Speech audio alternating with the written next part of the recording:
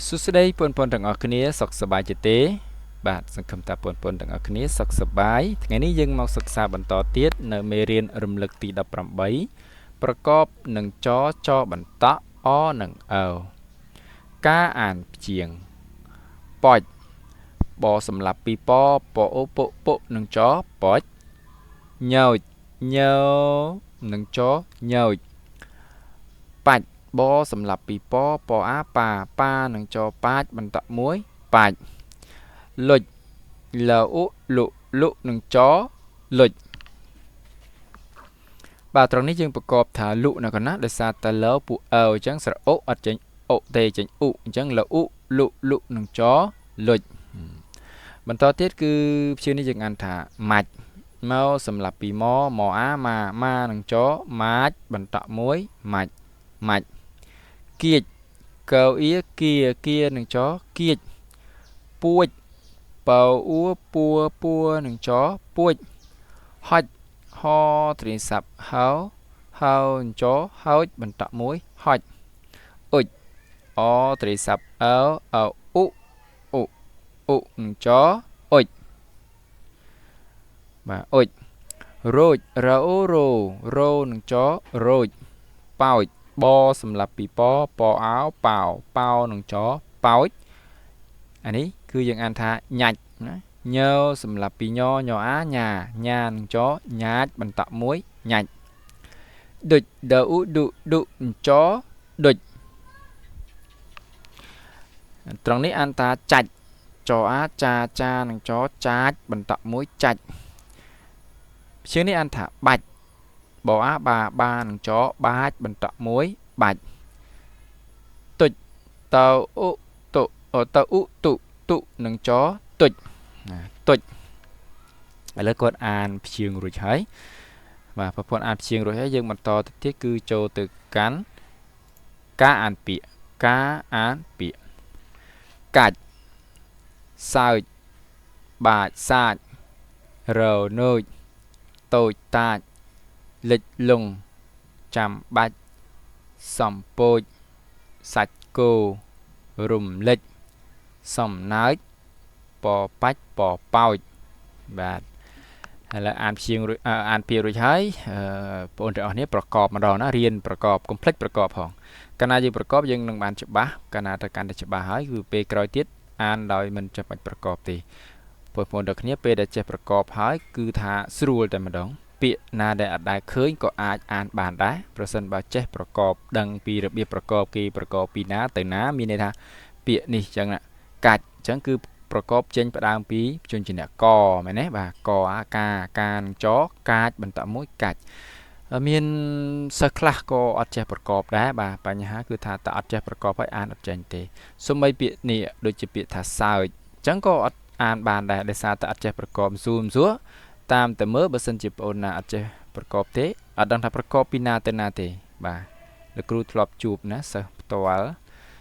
ឲ្យគាត់ប្រកបពីនេះគាត់ប្រកបអត់ចេញទេគាត់ប្រកបចាប់ឡើងគឺចាប់ពីស្រៈអេទៅមុនអញ្ចឹងគាត់ប្រកបថាស្រៈអេអក្សរសស្រៈអីអក្សរចគាត់អានអញ្ចឹងហើយដល់ពេលគាត់អានអញ្ចឹងគាត់ទៅអត់រួចបាទប្រកបអត់ចេញសំលៀងសោះអត់ចេញសំលេងសោះដោយសារតែគាត់ចេញមកគឺស្រៈអេអក្សរសស្រៈអីអញ្ចឹងគួរស្ដាប់មើលស្រៈអេអក្សរសស្រៈអីចេញអីអត់ចេញទេអញ្ចឹងតើតើកូនចេះប្រកបថាពាក្យនេះបាទគឺផ្ដើមប្រកបចេញពីព្យញ្ជនៈនេះបាទព្យញ្ជនៈសបើបងអូនអត់ដឹងថាប្រកបចេញពីព្យញ្ជនៈសទេបងអូនចាប់ផ្ដើមឡើងពីស្រៈអើមកក៏អត់ចេញដែរបាទមានន័យថាស្រៈអើសអាម៉េចបាទអានអត់ចេញទេមែនទេអូខេឥឡូវត្រង់នេះគឺចង់បញ្ជាក់សង្កត់ធ្ងន់ថាចេះប្រកបចេះអានពាក្យអានយល់ន័យអានដឹងពីសាច់រឿងនៅក្នុងអត្ថបទហើយតទៅទៀតណាកុំឲ្យវែងឆ្ងាយកន្លែងនេះប៉ុន្តែលោកគ្រូចង់បញ្ជាក់ណាសម្រាប់បងប្អូនដែលអត់ចេះប្រកបអញ្ចឹងធ្វើយ៉ាងណាត្រូវតែរៀនប្រកបឲ្យបានច្រើនដងប្រកបច្រើនចេះច្រើនប្រកបហើយយូរទៅពេលដែលចេះប្រកបគ្រាន់តែឃើញពាក្យហ្នឹងនឹកឃើញហ្មងថាអូខ្ញុំធ្លាប់ប្រកបហើយពាក្យហ្នឹងគេអានថាម៉េចដល់ពេលអញ្ចឹងអានយកតែម្ដងដែរមិនបាច់ចាំប្រកបទេតោះអញ្ចឹងពាក្យហ្នឹងគឺយើងប្រកបថាសើចសអើសើនឹងចសើចបាច់សាចបអាបានឹងចបាច់សអាសានឹងចសាចបាច់សាច rầu nôi rầu nấu nô nô nâng chó nôi rầu nôi tối tạt to ô tô tô nâng chó tối to á ta ta nâng chó ta tối ta lệch lùng lờ ít lị nâng chó lệch lờ nâng ngớ lờn mình tập muối lùng lệch lùng trăm bạch cho ám trăm bò á ba ba nâng cho ba mình tập muối bạch chấm bạch đã bọn bọn ở đây kinh tế việc khai dương cứ ao ta tham ở vậy muốiឬក៏បាត់បង់អ្វីមួយគឺសំលេងប្រែប្រួលទៅតាមនងបាទគឺដូចថានេះពាក្យចាំបាច់អញ្ចឹងចអាមចាំបអាបាបានឹងចបាច់បាទបើអត់មានបតនេះទេយើងអានថាម៉េចអានថាបាច់បាទតទៅពេលយើងថែមបតប៉ពីលើមកទៅជាបាច់វិញម្ដងបាទអញ្ចឹងបាទមានអីក្រៅពីការខំប្រឹងទេណាខំប្រឹងអានខំប្រឹងសរសេរខំប្រឹងទន្ទិញចេះហើយណាចាំបាច់សំពូចសអំសំប៉ោអូពោពោនឹងចពោចសំពូចសាច់គោសអាសាសានឹងចសាច់បន្តមួយសាច់កោគោសាច់គោរំលេចរំលេចររំលអេលេលេចលេចរំលេចពាក្យនេះអានស្រដៀងគ្នាស្ទើរតែ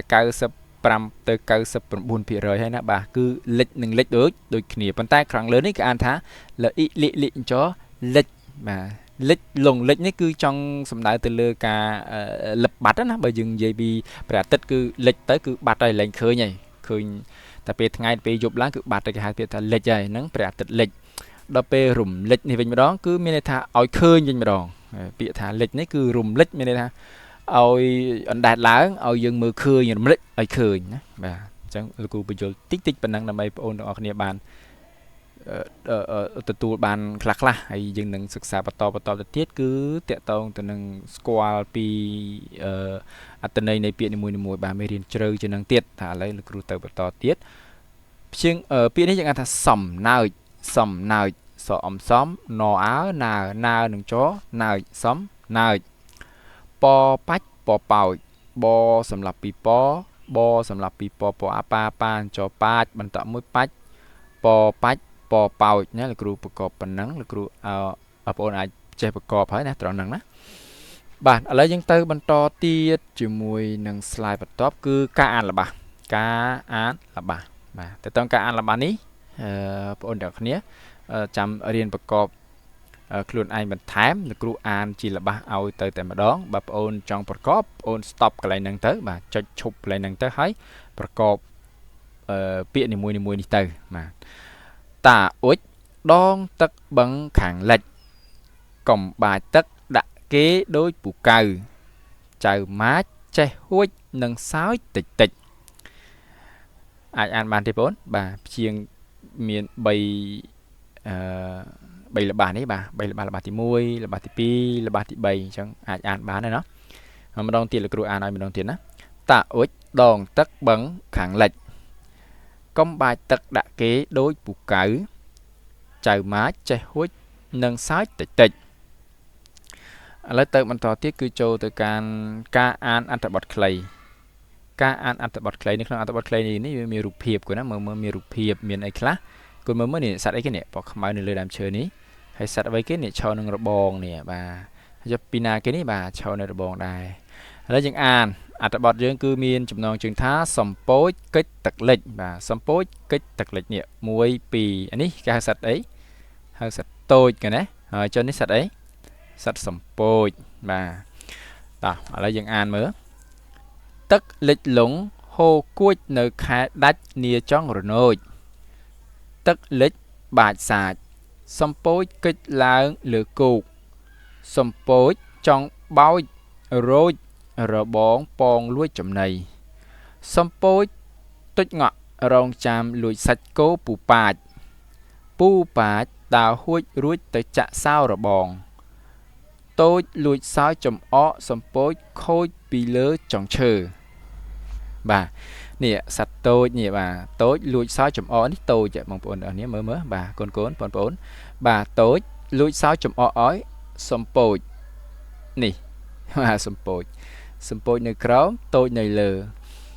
អរគុណច្រើនចំពោះការតាមដានទស្សនាក៏ដូចជាសិក្សាជាមួយនឹងលោកគ្រូតាំងពីចំណុចចាប់ផ្ដើមរហូតមកដល់ចំណុចបញ្ចប់នេះ